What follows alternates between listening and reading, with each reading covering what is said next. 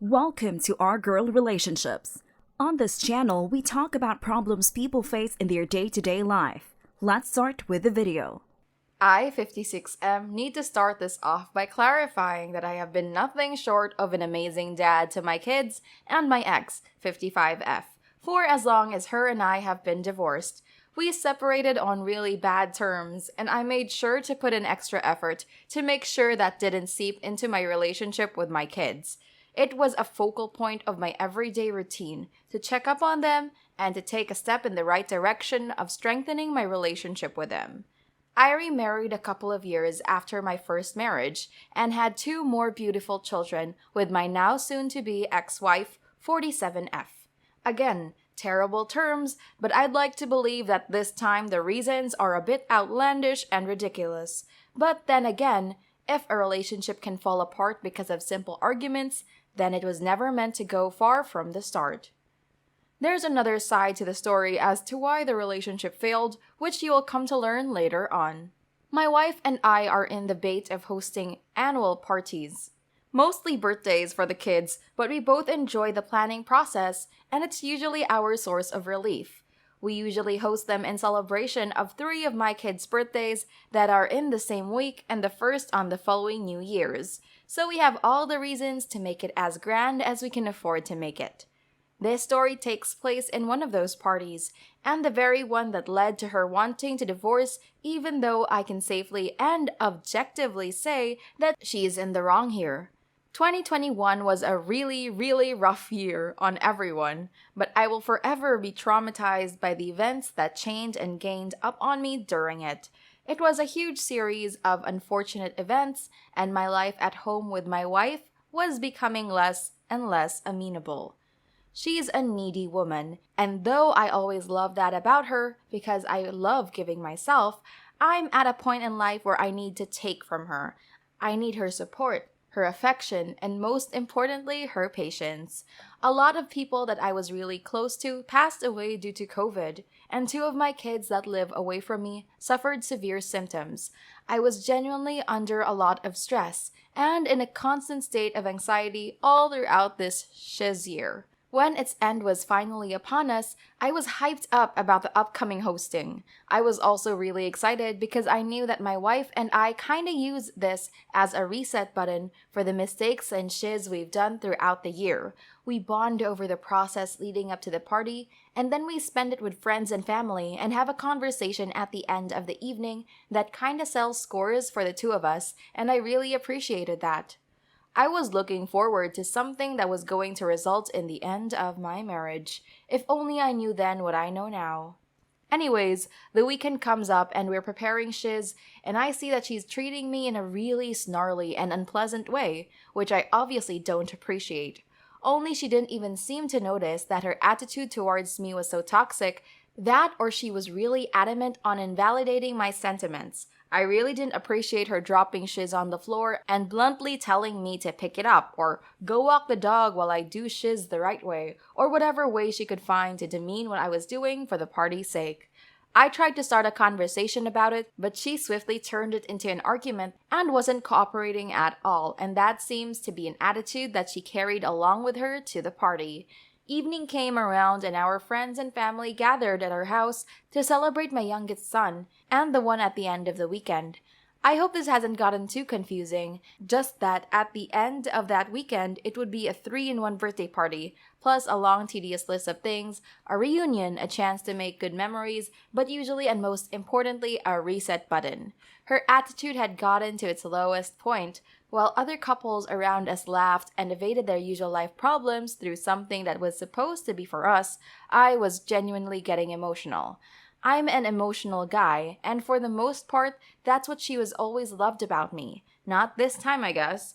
When I went around her with my kind words and gestures that usually work best, that day she pushed me off, yelled at me, and told me to get my act together so we can get things over with and get over myself. I was really hurt, and then that quickly escalated into frustration, and I was demanding why the hell she was the one putting up this act when I was the one with more things on my plate and more reasons to hold it against her during this evening. She was holding a plate and smashed it against the sink, then told me that if that was the case, I should run around and tell people that she had cheated on me with our neighbor, who is one of my kids' age and could barely be considered an adult. She wasn't shy with her tone. She wanted to be heard, and she proceeded to run outside to the backyard where everyone was shocked by what they had inevitably just heard. I would have immediately snuck out the gates if I were in their shoes, but I wouldn't need to do that because my wife then picked up a jug of water and poured it on me. This'll help you cool off even more. I literally remember her saying that, and the lights inside my head went off. I took it from her hand, threw it near the bonfire, and pushed her down the pool. And for some reason, that was the peak of the evening for her. She went on and on about how I discriminate my kids from my first marriage and how I am a deadbeat dad and abandoned them just because, and I quote, her tasted better. I was genuinely humiliated. I literally wanted to reach into that pool and pull her out, then push her again so she could shut the hell up.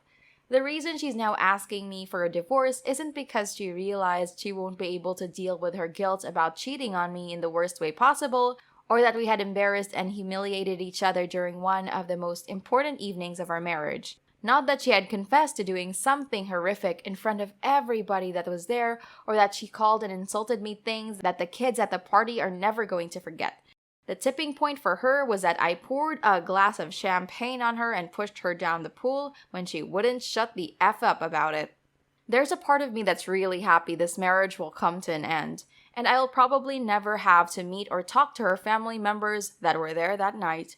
Honestly, the idea of having to explain how the hell things escalated from us being cool and chill around one another to us throwing shiz on one another and pushing each other around while tearing apart our family is a lot more terrifying to me than standing in front of a judge and explaining to him why this woman shouldn't be allowed custody of my kids. Yes, I am planning on going for full custody because I honestly don't think she would be able to manage. She might have called me a deadbeat dad because she thinks I'm abandoning my kids for her, but God knows that I've not changed towards them, nor will I ever do that for anyone. To me, everybody comes and goes except for my children, and this very marriage proves exactly just that. So like last marriage didn't end as poorly as this one, which meant that my first wife and I split custody. That's obviously not gonna happen again because she's not going into this with a friendly tone, and I have no plans of nothing but reciprocating that. Update! This happened barely a couple of weeks ago, so the divorce process is just starting for those of you asking if I did manage to get custody. My lawyer says that my finances and history with my ex-wife is promising, and it should grant me a good chance at having my request. I've also seen many people saying that this is just from my side and that I'm exaggerating. This is somebody's life, and I wish it was an exaggeration of something simple. I'd rather suck up the guilt any day over having to watch 2 more of my beautiful kids suffer the fallout of my marriage. I'm guilty of a lot of things, but the story happened exactly the way I told it. So you invalidating my point of view is not only disrespectful, but extremely annoying as well. Not the a-hole. It's true that you'd have the teller's bias and keep the information that villainizes you to yourself because it always takes 2 to get to this point in your marriage. I would like to say that those comments were valid, but it clearly wasn't a you problem. She was being eaten away by the guilt of doing something she considered so morally effed up, and she was letting that seep onto her perception of the relationship. It was that, or that maybe her faith in your marriage had already fallen apart and it was the reason for her to cheat in the first place. No matter what the cause may be, it was wrong on her end and yours as well. And this is overall a shizzy situation to be in. You're the a-hole. No matter what her reasoning behind losing faith in the relationship and actively trying to ruin it, you should have absolutely not let it get to the physical point for her to spill water on you in an attempt to worsen the situation and validate her extreme reaction was one thing, but for you to shove her hard enough that she would sink into the pool and want to pull her out again and to repeat the process is another. This just means that you felt no remorse in doing something that I personally consider equally as messy as her making your private matter a public affair, and I think both of you are the a-holes here. I'm not sure how I feel about this. Good on you for trying to keep up a good relationship with your kids and take them away. from someone that's clearly too unstable to handle them. But why would she call you a deadbeat dad or scrub or whatever in the heat of that argument? Was there something you did? If not, they'll understand and appreciate it, and this hassle of ending the marriage is far better than living a life of constant fighting and arguing. They will definitely understand. Next story. Last Friday, I was out for a drink with a friend. We'll call him Mark. We stepped outside to smoke a joint, and Mark's friend saw us and came over to say hi. We'll call Mark's friend Damon. Damon is super energetic and pretty aggressive. Seems like he's cocked up, and I didn't want to make any assumptions. He sees the end of our joint and asks for a hit. I said yeah and handed him the last of it. And he said, no, I want a big joint. I like to smoke a lot. You should roll me a big one instead. I told him that's all I had, so it's either that or nothing, and he obliged and finished the joint. Then he proceeded to spend the whole night pestering me to go home and get some weed to roll him a big joint, and it drove me crazy because he wouldn't take no for an answer. This didn't seem to bother Mark at all, so we go our separate ways and I went home frustrated.